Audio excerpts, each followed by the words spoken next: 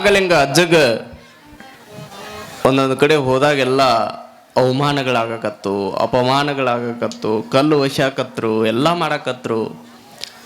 ಒಂದು ಕಡೆ ಅವಮಾನ, ಮತ್ತೊಂದು ಕಡೆ ಅಪಮಾನ, ಇವೆಲ್ಲಗಳನ್ನ ಸಹಿಸಿಕೊಂಡು ನಡೆಯುವಂತ ಹಾದಿ ಒಳಗೆ ಯಾರ ಕೂಡ ಮುಳ್ಳು ಹಾಕಿದ್ರು ಕೂಡ ಅದನ್ನ ಹಾರವನ್ನಾಗಿ ಹೂವನ್ನಾಗಿ ಪರಿವರ್ತನೆ ಮಾಡಿಕೊಂಡು ನಾಗಲಿಂಗ ಅಜ್ಜವ್ರ ನಡೆಯಾಕತ್ತಿದ್ರಂತ ನೋಡ್ರಿ. ಬರ್ತಾರಲ್ರಿ, ನಮ್ಮ ಜೀವನದೊಳಗು ಅವಮಾನಗಳು ಬರ್ತಾವು, ಅಪಮಾನಗಳು ಬರ್ತಾವು, ಓಡೋ ಕುದುರೆಗಿನ ಚಾಟಿ ಏಟು ಬೀಳ್ತಾವು. ಭಾಳ ಚಲೋ ಯಾವ್ದು ಹಣ್ಣು ಕೊಡಾಕತ್ತೈತಲ್ಲ ಅದಕ್ಕೆ ಕಲ್ಲು ಬೀಳ್ತಾವು. ಮತ್ತು ಅಪಮಾನ ಅವಮಾನಗಳು ಬಂದಾವಂತ ನಾವು ಓಡಿ ಹೋದ್ವಿ ಅಂದ್ರೆ ಜೀವನಕ್ಕೆ ಎಲ್ಲಿ ಬೆಲೆ ಇರ್ತದ್ರಿ? ಎಲ್ಲವನ್ನ ಮೆಟ್ಟಿ ನಿತ್ತ ನಡೆದಿರುವಂತ ನಾಗಲಿಂಗ ಅಜ್ಜ ಎಲ್ಲಿ ಬರ್ತಾರಂದ್ರೆ ಕುಂದಗೋಳದೊಳಗೆ ಹಿಂಗೆ ಹೊಂಟಿರ್ತಾರಂತ. ಎಷ್ಟು ಅದ್ಭುತ ಐತೆ ನೋಡ್ರಿ, ಎಷ್ಟು ವಿಚಿತ್ರ ಪವಾಡ. ನಾಗಲಿಂಗ ಅಜ್ಜ ಸಣ್ಣವರೊಳಗೆ ಸಣ್ಣವನಾಗಿ ದೊಡ್ಡವರದೊಳಗೆ ದೊಡ್ಡವನಾಗಿ ಹೊಂಟಿದ್ದ. ನಾಗಲಿಂಗ ಅಜ್ಜ ಹಿಂಗೆ ಹೋಗುವಂಥ ಸಂದರ್ಭದೊಳಗೆ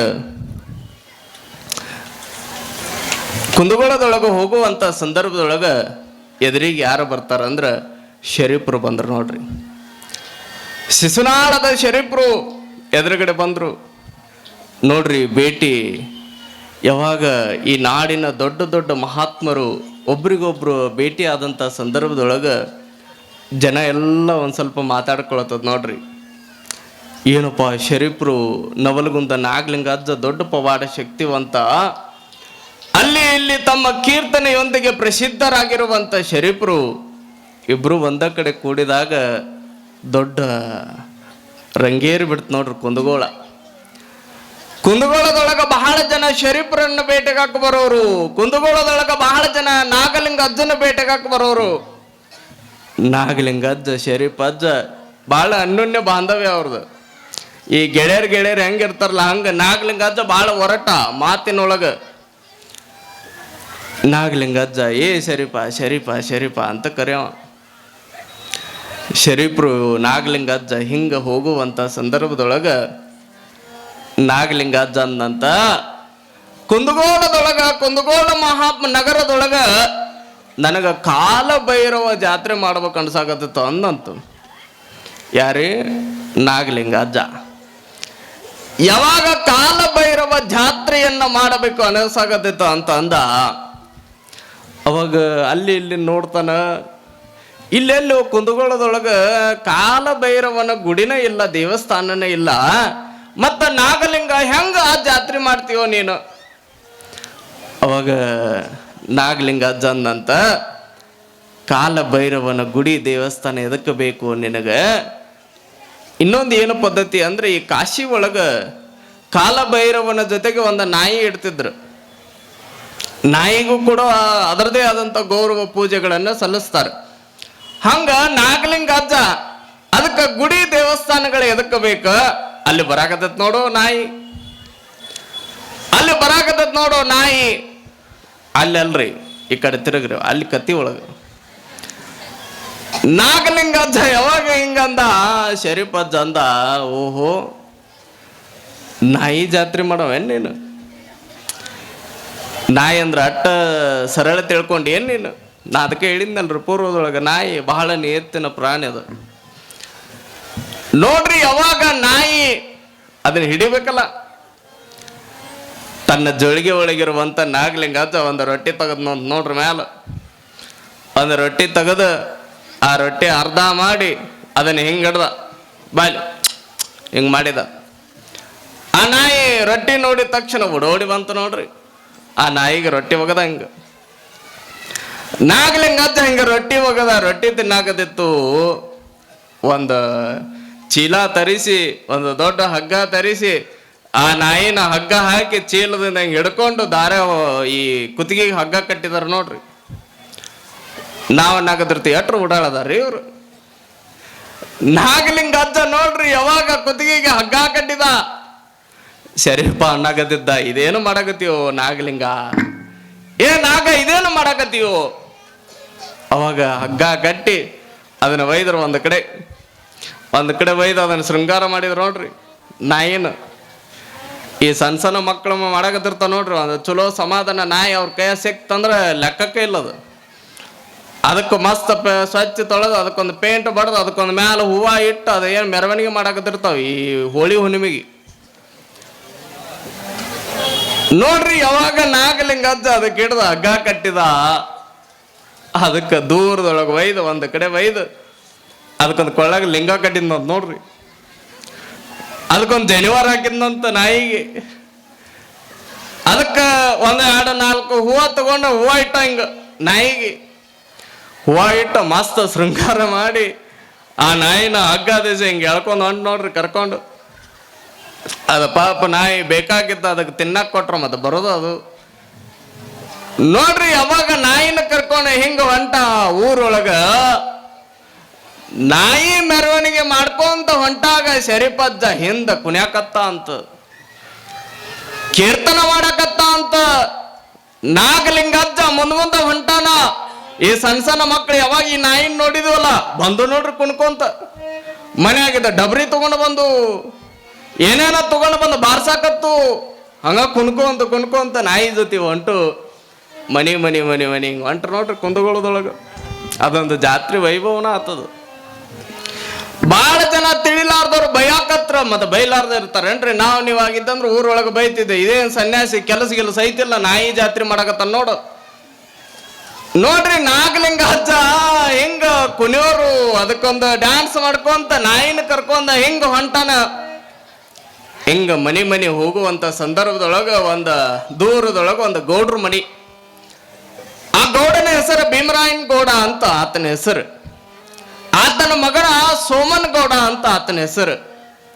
ಯಾವಾಗ ಗೌಡನ ಮನೆಗೆ ಹಿಂಗ ಹೊಕ್ಕನ ನಾಗಲಿಂಗ ಅಜ್ಜ ಶರೀಫ್ ಅಜ್ಜ ಹುಡುಗರನ್ನ ಕರ್ಕೊಂಡು ಮನೆ ಒಳಗ ಗೌಡ ಅಂತ ಕರೀತಾನ. ಭೀಮನ್ ಗೌಡ ಇರ್ಲಿಲ್ಲ. ಯಾವಾಗ ಭೀಮನ್ ಗೌಡ ಇರ್ಲಿಲ್ಲ ಆತನ ಮಗ ಸೋಮನ್ ಗೌಡ ಹೊರಗೆ ಬಂದ ಏ ಯಾರೋ ನೀನು? ಅವಾಗ ನೀ ಯಾರ ಅಂದ. ನಾನು ಹೋಲಿ ಬಿಡ, ಇದೇನು ನಾಯಿ ಹಿಂಗ್ಯಾಕ ಮಾಡ್ರಿ ಇದನ್ನ? ಇದ್ರ ಅವತಾರ ಏನು? ನಾಯಿಗೆ ಹಂಗೆಲ್ಲ ಮಾಡೋದು, ಹೂವು ಎರಸೋದು, ಅದಕ್ಕೊಂದು ಲಿಂಗ ಕಟ್ಟಿ ಅದಕ್ಕೊಂದು ಜನಿವಾರ ಕಟ್ಟಿ ಬುದ್ಧಿಗೆ ದೈತಿಲ್ ನನಗಂತ ಬೈಯಾಕತ್ತ ಮಗ. ನಾಗಲಿಂಗ ಅಜ್ಜ ಭಾಳ ಸಿಟ್ಟಿಗೆ ನಾವು. ಶರೀಫ್ ಅಜ್ಜ ಸ್ವಲ್ಪ ಸಮಾಧಾನ ಆದ್ರೆ ನಾಗಲಿಂಗ ಅಜ್ಜ ಭಾಳ ಬೆರಿಕಿ ಸಿಟ್ಟು. ಯಾವಾಗ ಯಾರ ವಾದ ಮಾಡಕ್ಕೆ ಬರ್ತಿದ್ರು ಅವ್ರನ್ನ ಯುದ್ಧದೊಳಗೆ ಸೋಲಿಸೇ ಬಿಡ್ತಿದ್ದ. ಅಷ್ಟು ಭಯಂಕರ ಖಡಕ್ ಮಾತುಗಳು ನಾಗಲಿಂಗ ಅಜ್ಜ. ಬೈಯಾಕತ್ತ ಅಂತ ಸೋಮನ್ ಗೌಡ ನಾಗಲಿಂಗ ಅಜ್ಜ ಉತ್ತರಗಳನ್ನು ಕೊಡಾಕತ್ತ. ಇಬ್ಬರಿಗೆ ವಾದ ನಡೆಯಾಕತ್ತಿತ್ತು. ಹಿಡ್ರಿ ಇವನ ನಾಯಿ ಕಟ್ಟಾನ, ನಾಯಿನ ಹಿಡಿಯೋ ಬದ್ಲಿ ಇವನ ಕಟ್ಟು ಬಿಡ್ರಿ ಅನ್ನೋದೇ ತಡ ಆ ಸೋಮನ್ ಗೌಡನ ಅಪ್ಪ ಭೀಮನ್ ಗೌಡ ಅಲ್ಲಿ ಬಂದ. ಯಾವಾಗ ಭೀಮನ್ ಗೌಡ ಬಂದ ನೋಡ್ತಾನ, ಹುಚ್ಚಿಗಿಚ್ಚದಿ ಏನೇನು ಯಾರಿಗೂ ಬೈಯಾಕತಿ? ಅಪ್ಪ ಇವ್ಯಾರ ನೋಡಿವ ಹರಕು ಬಟ್ಟೆಗಳನ್ನು ಉಟ್ಕೊಂಡಾನ, ಕೂದಲೆಲ್ಲೆಲ್ಲೋ ಹೋಗ್ಯಾವು, ಮೈಯೆಲ್ಲ ವೇಷ ನೋಡಿ ಈತನದ ಯಾರೋ ಬಂದಾನ, ನಾಯಿ ಹಿಡ್ಕೊಂಡು ಬಂದಾನ, ಮೆರವಣಿಗೆ ಮಾಡಾಕತ್ತಾರ, ಜಾತ್ರೆ ಮಾಡಾಕತ್ತಾರಂತ ಬುದ್ಧಿಗೆ ದೈತಿಲ್ಲ ಇವ್ರಿಗೆ. ಅವಾಗ ಅಪ್ಪಂದ ಬೈಬೇಡಪ್ಪ, ಅವರು ಮಹಾತ್ಮರು ನೋಡ್ರಿ. ಮಕ್ಕಳಿಗೆ ನಿಮಗೆ ಹೇಳ್ಕೊಡ್ರಿ, ಮಕ್ಕಳಿಗೆ ಹಿಂಗ ಒಳ್ಳೆಯ ಸಂಸ್ಕಾರಗಳನ್ನು ಕೊಟ್ಟಾಗ ಮಕ್ಕಳು ಕಲಿಯೋದಕ್ಕೆ ಸಾಧ್ಯ. ಆ ಗೌಡ ಒಂದ್ 2 ಏಟ ಬಡಿ ಅಂತಿದ್ರ ಮಕ್ಕಳು ಏನು ಸಂಸ್ಕಾರ ಕಲಿತಿದ್ರಿ. ಅವತ್ತು 2 ಏಟ ಬಡಿತಿದ್ದ, ಮುಂದೆ ಚಾಕು ತಗೊಂಡು ಬರ್ತಿದ್ದ. ಅಲ್ಲಿ ಊರಾಗ ತುಂಬ ಬಡಕು ಅಂತಾನ ಹೊಕ್ಕಿದ್ದ. ನೋಡ್ರಿ ಅಪ್ಪ ಕಲಿಸುವಂತ ಮಾತು. ಕಾವಿ ಬಟ್ಟೆ ಉಟ್ಕೊಂಡು ಬಂದಾರ ಮಹಾತ್ಮರವರು, ಅವ್ರಿಗೆ ಯಾಕ ಬೈಯಾಕತಿ? ನೋಡ್ರಿ ನಾಗಲಿಂಗ ಅಜ್ಜ ಹೆಂಗ ನಿಂತಿದ್ದ. ಏನ್ರಪ್ಪ ಇದು ಏನು ಮಾಡಾಕತ್ತೀರಿ? ನಾಯಿ ತಗೊಂಡು ಅದಕ್ಕೊಂದು ಲಿಂಗ ಹಾಕಿರಿ, ಅದಕ್ಕೊಂದು ಜನಿವಾರ ಹಾಕಿರಿ, ಏನಿದು? ಅವಾಗ ನಾಗಲಿಂಗ ಅಜ್ಜ ಅಂದಂತ ನೋಡ್ರಿ, ಗೌಡ ನಾಯಿ ಅಂದ್ರ ಅಟ್ಟ ಸರಳ ತಿಳ್ಕೊಂಡು ಏನ್ ನೀನು? ನಾಯಿ ಅಂದ್ರ ಅಟ್ಟ ಸರಳ ತಿಳ್ಕೊಂಡು ಏನೋ?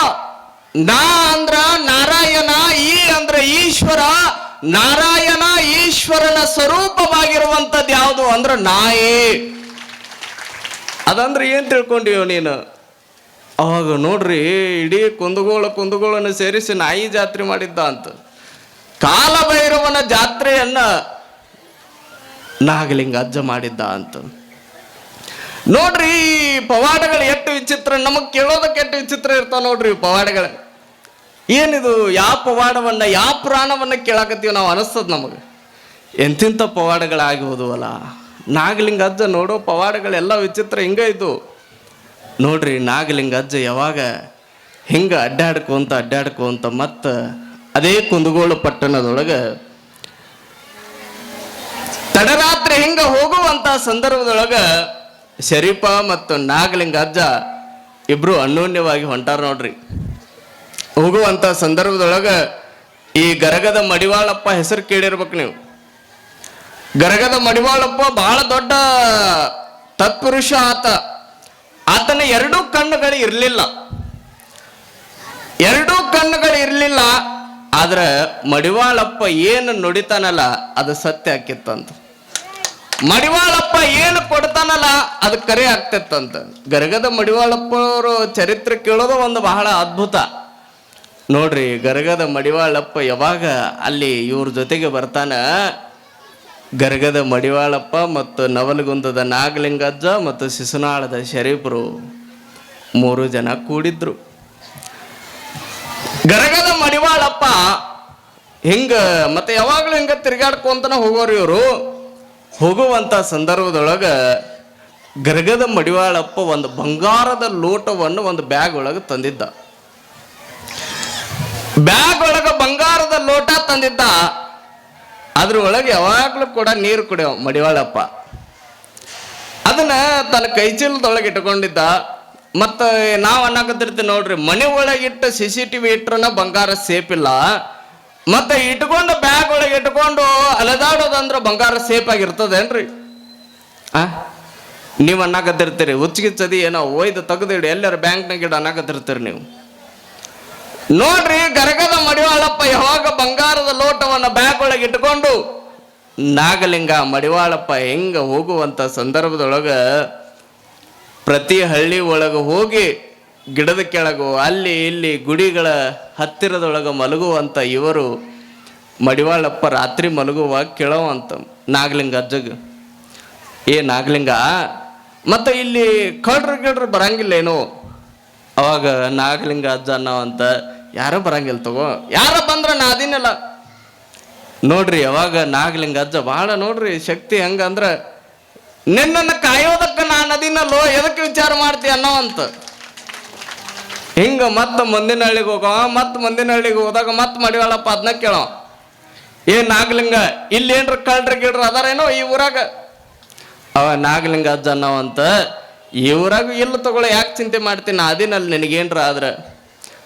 ಮತ್ ಹಿಂಗ 3-4 ಹಳ್ಳಿಗಳನ್ನ ಹಿಂಗ ತಿರುಗಾಡ್ಕೊಂತ ಹೋಗುವಂತ ಸಂದರ್ಭದೊಳಗ ಮಡಿವಾಳಪ್ಪ ಇದನ್ನ ಪದೇ ಪದೇ ಕೇಳೋ, ಏ ಕಳ್ರ ಅದಾರೇನ್ ನೋಡು, ಏ ಕಳ್ರ ಅದಾರೇನ್ ನೋಡು ಈ ಊರಾಗ, ಏ ನಾಗಲಿಂಗ ಕಳ್ರ ಅದಾರೇನ್ ನೋಡು.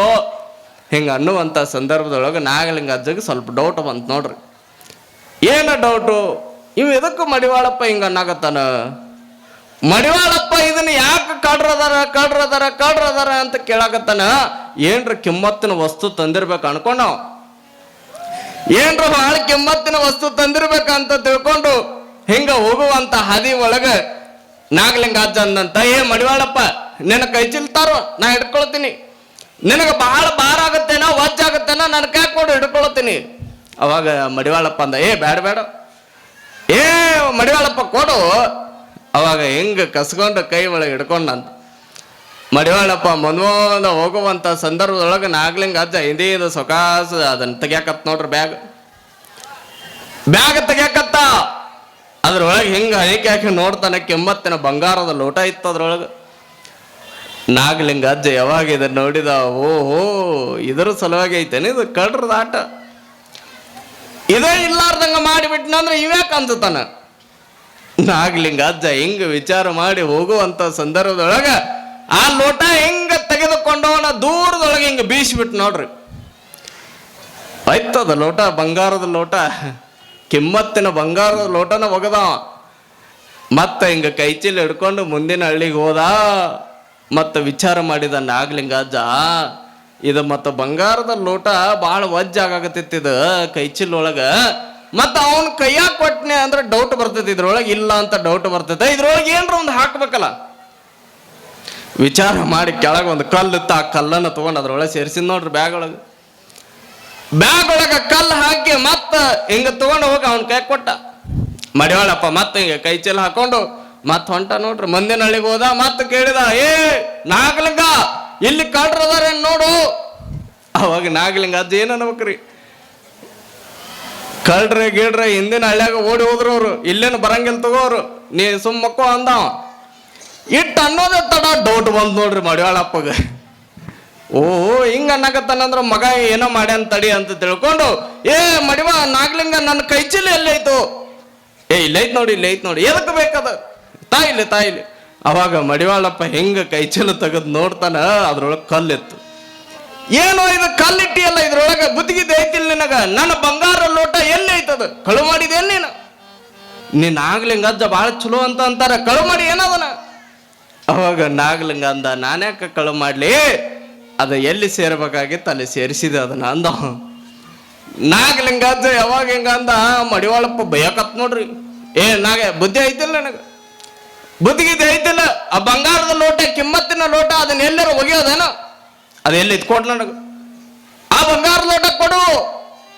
ಅವಾಗ ಹಿಂಗ ಕಿರಿಕಿರಿ ಮಾಡಿರುವಂತ ಸಂದರ್ಭದೊಳಗೆ ನಾಗಲಿಂಗ ಅಜ್ಜ ಅಂದ, ನಿನಗೆ ಬಂಗಾರದ ಲೋಟ ಬೇಕಲ್ಲ, ಬಂಗಾರದ ಲೋಟ ಬೇಕಲ್ಲ ನಿನಗೆ? ಬೇಕು, ನನಗೆ ಬಂಗಾರದ ಲೋಟ ಬೇಕು. ಬಾ ಹಂಗಿದ್ರ ನೋಡ್ರಿ. ನಾಗಲಿಂಗ ಅಜ್ಜ ಕರ್ಕೊಂಡು ಹೋಗಿ ಅಲ್ಲೇ ಗುಡ್ಡ ಕಾಡುಗಳ ಮಧ್ಯದೊಳಗೆ ಹೋದ, ಹಿಂಗ ನಡ್ಕೋಂತ ಹೋದ. ನಾಗಲಿಂಗ ಅಜ್ಜಗ ಮಡಿವಾಳಪ್ಪ ಅಂದ, ಇಲ್ಲೇನ್ರ ಒಗದಿ ಏನೋ, ಇಲ್ಲಿ ಗುಡ್ಡ ಕಾಡುಗಳ ಮಧ್ಯದೊಳಗೆ ಒಗದಿ ಏನೋ? ಇಲ್ಲಾಕ ಹೋಗಿಲ್ಲ ನಾನು, ಹಿಂಗ ನಡೆಸ್ಕೊಂಡ್ ಮತ್ತೆ ಇಲ್ಲಾಕ ಬರಾಕತ್ತಿ, ಬಾ ನೀ ಸುಮ್ಮ. ಮ್ಯಾಲ ತುತ್ತದಿ ಕರ್ಕೊಂಡು ಹೋಗಿ ಒಂದು ದೊಡ್ಡ ಬಂಡೆಕಲ್ಲಿತ್ರಿ. ಆ ಬಂಡೆಕಲ್ ಮ್ಯಾಲ ನಿತ್ತ ಮೂತ್ರ ವಿಸರ್ಜನೆ ಮಾಡಿದ್ನಂತ್ರಿ ನಾಗಲಿಂಗ ಅಜ್ಜ. ನಾಗಲಿಂಗ ಅಜ್ಜ ಯಾವಾಗ ಮೂತ್ರ ವಿಸರ್ಜನೆ ಮಾಡ್ತಾನ, ಎಲ್ಲೆಲ್ಲಿ ಮೂತ್ರ ವಿಸರ್ಜನೆ ಮಾಡಿದ ಅಲ್ಲೆಲ್ಲಿ ಬಂಗಾರ ಆಗಿತ್ತ ನೋಡ್ರಿ, ಅದು ಬಂಗಾರ ಆಗಿತ್ತಂತ. ಅವಾಗ ಮಡಿವಾಳಪ್ಪ, ಏನೋ ನಿನ್ನ ಶಕ್ತಿ ನಾಗಲಿಂಗ, ಏನ್ ನಿನ್ನ ಶಕ್ತಿ? ಅವಾಗ ನಾಗಲಿಂಗ ಅಜ್ಜ ಅಂದಂತ, ಬಂಗಾರ ಏನ ಬೇಕ ಸಾಕ ಅಂದವ. ನೀನು ಪಡುವಂತ ಆಸೆಯ ಬಂಗಾರ ಏನ ಬೇಕ ಸಾಕ. ನೀವು ಇದ್ದೀವಿ ಅಂದ್ರೆ, ಏ ವೈ ಇನ್ನೊಂದು ಸ್ವಲ್ಪ ನೀರು ಕುಡಿಸಿ ವಹಿಸಿ ಅವ ಇನ್ನೊಂದು ಸ್ವಲ್ಪ ಬಂಗಾರ ತಗೊಂಡು ನಾವು ಓಡಿ ಬರ್ತಿದ್ವಿ. ನಮ್ಮ ಹಿಂಗಾಗ್ಯಾವ. ಆದ್ರೆ ನೋಡ್ರಿ ಮಡಿವಾಳಪ್ಪ, ಸಾಕಪ್ಪ, ನನ್ನ ಬಂಗಾರ ನನಗೆ ಬಂದ್ರೆ ಸಾಕ. ಮನುಷ್ಯಂದ ಹೆಂಗಾಗೈತಂದ್ರೆ ಅತಿ ಆಸೆ ಆಗಿಬಿಟ್ಟತ್ತ. ಬರೇ ಆಸೆ ಪಡೋದು, ಬರೇ ಗಳಿಸೋದು, ಅದ್ರ ಮೇಲೆ ಆಸೆ ಪಡೋದು, ಬರೇ ನೋಡ್ಬೇಕು ಮನುಷ್ಯ ಹೆಂಗಾಗ್ಯಾನ ಅಂದ್ರೆ. ಒಂದ್ ಕಡೆ ಹೇಳ್ತಾರ ನೋಡ್ರಿ, ಆಸೆ ದುಃಖಕ್ಕೆ ಮೂಲ ಅಂತ ಹೇಳ್ತಾರ. ಮನುಷ್ಯ ಯಾವಾಗ ಆಸೆ ಪಡಬೇಕು, ಅತಿ ಆಸೆ ಪಡ್ತಾನೆ, ಅವಾಗ ಎಲ್ಲವೂ ಕೂಡ ಇದ್ದಿದ್ದು ಕಳ್ಕೊಂಡು ಬಿಡ್ತಾನ ಅಂತ. ಆಸೆಯ ಅಳಿಬೇಕು